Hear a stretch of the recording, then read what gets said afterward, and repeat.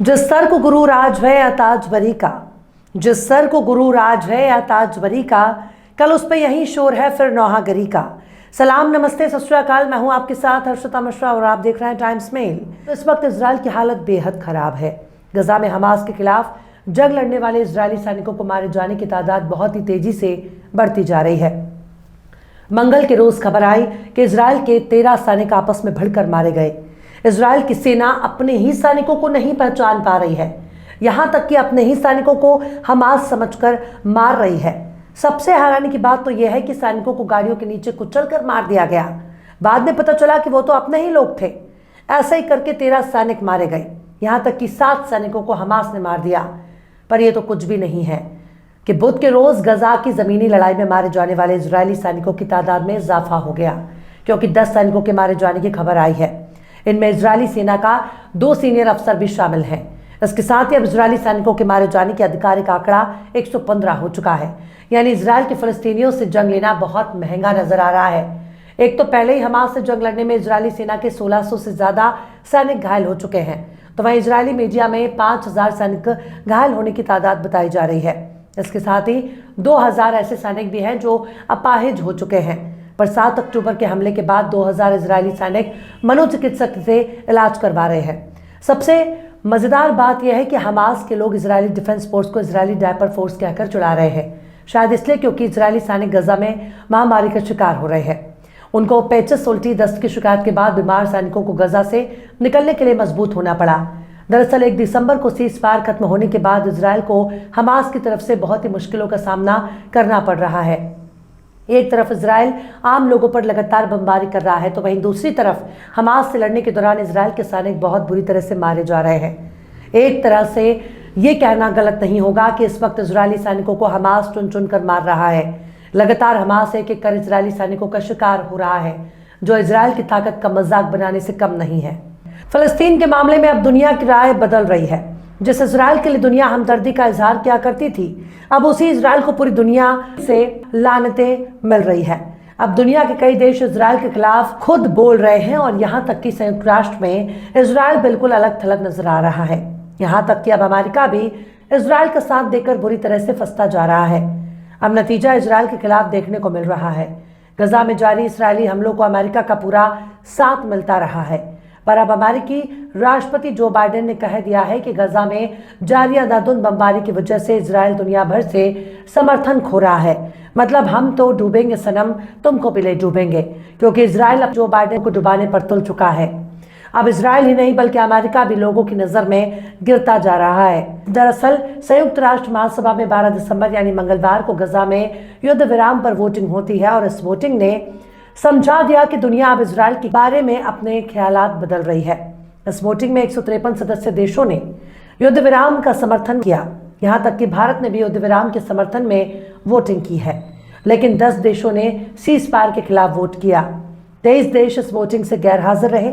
सबसे गौर करने वाली बात यह है कि जब पहली बार संयुक्त राष्ट्र में युद्ध विराम को लेकर वोटिंग हुई थी, तब हमारा अपना भारत इस वोटिंग से गैर हाजिर था। इससे पहले नवंबर में भारत ने संयुक्त राष्ट्र महासभा में उस प्रस्ताव के समर्थन में वोट किया था, जिसमें कब्जे वाले फिलिस्तीनी इलाके में इजरायली बस्तियों की निंदा की गई थी। मतलब हमारे देश के अंधभक्त बेकार में नेतन्याहू को अपना फूफा मान रहे हैं, जबकि हमारे मोदी जी मौका आने पर इजराइल को मुंह भी नहीं लगा रहे। लेकिन बेचारा भक्त इजराइल के नाम पर अपना लंगोट कुर्बान कर देना चाहता है। उसे सोचना चाहिए कि लंगोट का बलिदान देने के बाद नंगा हो जाएगा, जो उसकी इज्जत के लिए ठीक नहीं है।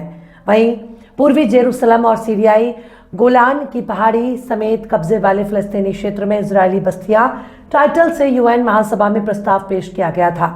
उस वक्त भी इस प्रस्ताव के समर्थन में 145 वोट पड़े, जबकि विरोध में 7 और 18 देश वोटिंग से बाहर रहे। 26 अक्टूबर को यूएन में इजराइल के गजा पर जारी हमले को लेकर आपातकालीन सत्र बुलाया गया था और भारत ने युद्ध विराम के प्रस्ताव पर वोट नहीं किया था। हालांकि भारत के इस रुख को इजराइल के पक्ष में माना गया था। इसके बाद प्रधानमंत्री नरेंद्र मोदी ने अरब और खाड़ी के देशों के कई नेताओं से बात की थी। माना जा रहा है कि वोटिंग के नतीजों में इजराइल पर जंग रोकने के दबाव बनाने वाले देशों की तादाद में अब इजाफा हो चुका है। 27 अक्टूबर को जब सीज़फायर पर वोटिंग हुई थी, तब इजराइल से जंग रोकने की अपील करने वाले देशों की संख्या 120 थी। सुरक्षा परिषद में शुक्रवार को लाए प्रस्ताव का अमेरिका ने वीटो किया था। इस प्रस्ताव में गजा में मानवीय मदद के लिए युद्ध विराम की बात कही गई थी। अरब और इस्लामिक देशों ने 193 सदस्यों वाली संयुक्त राष्ट्र महासभा के आपातकालीन सत्र में इसी मांग पर वोटिंग की बात की। हालांकि संयुक्त राष्ट्र सुरक्षा परिषद में लाए प्रस्तावों की तरह कानूनी तौर पर इजराइल मानने के लिए मजबूर नहीं है, लेकिन इससे दुनिया के नजरिए का पता चल रहा है कि आखिर इजराइल के बारे में अब दुनिया क्या सोच रही है। महासभा में हुई वोटिंग ये बताती है कि युद्ध विराम की मांग करने वाले देशों की तुलना में अमेरिका अलग थलग पड़ रहा है। अमेरिका को ऐसे देश के तौर पर देखा जाता है जो इजराइल से जंग रुकवा सकता है। इजराइल को हथियारों से मदद करने वाला सबसे बड़ा देश भी अमेरिका ही है। वहीं अमेरिका के राष्ट्रपति जो बाइडेन ने भी इजराइल के लिए जिस तरह के शब्दों का इस्तेमाल किया, वो उसकी भाषा बदली बदली नजर आ रही है। बाइडेन ने संयुक्त राष्ट्र महासभा में हुई वोटिंग से पहले कहा कि गजा पर की जा रही बमबारी की वजह से इजराइल अंतर्राष्ट्रीय समर्थन खो रहा है। बाइडेन ने अपने एक बयान में कहा कि इजराइल की सुरक्षा अमेरिका पर निर्भर रह सकती है, लेकिन अभी अमेरिका से ज्यादा यूरोपीय संघ, यूरोप समेत दुनिया के ज्यादातर देशों पर निर्भर कर रही है। लेकिन जो बमबारी की जा रही है उससे इजराइल समर्थन खोता चला जाएगा।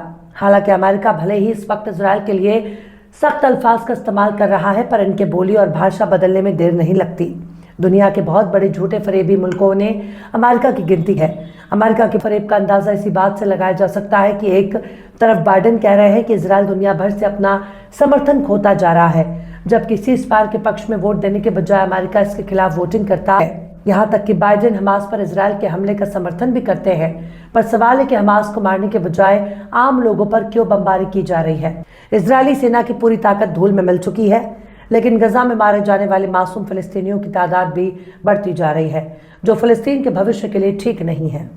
बहरहाल चलते चलते आखिर में अशर हाशमी ने भी क्या खूब फरमाया है, तीरा गुरूर झुके जब मिला मेरे वजूद से, तीरा गुरूर झुके जब मिला मेरे वजूद से, न जाने मेरी कमतरी का चेहरा क्यों उतर गया। फिलहाल इस वीडियो में बस इतना ही। ये वीडियो आपको कैसा लगा कमेंट बॉक्स में आप जरूर बताइएगा। वीडियो पसंद आए तो लाइक करें। हमारे वीडियो लिंक को फेसबुक, ट्विटर, व्हाट्सएप पर अपने रिश्तेदार, यार दोस्तों को भी शेयर करें और बेबाक, निष्पक्ष, स्वतंत्र पत्रकारिता को सपोर्ट करने के लिए आप हमारे चैनल टाइम्स मेल को जरूर से सब्सक्राइब करें और हाँ, बेल आइकन की घंटी वाली बटन भी आप जरूर से दबा दें ताकि आपको हमारे आने वाले नए वीडियो की नोटिफिकेशन फौरन ही मिल जाए। फिर मिलता है किसी और वीडियो में एक नई खबर के साथ। हर्षिता मिश्रा को दीजिए इजाजत। जय हिंद। तो देख लिया आपने हमारे इस वीडियो को। हमें उम्मीद है कि आपने हमारे वीडियो को लाइक किया होगा और दूसरों को भी शेयर किया होगा। अगर अभी तक आपने हमारे चैनल टाइम्स मेल को सब्सक्राइब नहीं किया है तो जल्दी से सब्सक्राइब कर दें और बेल आइकन भी प्रेस कर दें।